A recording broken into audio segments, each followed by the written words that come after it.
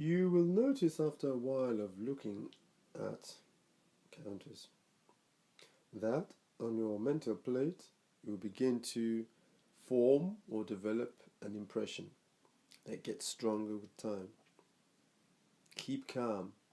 Sometimes people, when they notice this, get overexcited. This is not an exercise where excitement helps. In fact, excitement is a distraction.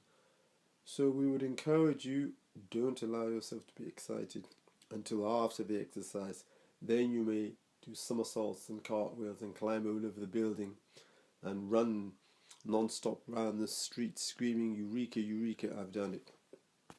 But whilst you're doing the exercise, calmness, absolute detachedness, if there is such a thing. But you be detached, be calm. And that way it will allow you to be able to progress. But if you get excited, what you may find is that the next few sessions, your excitement turns to irritation. So don't overexcite yourself at all. Just remain detached when you're doing this exercise.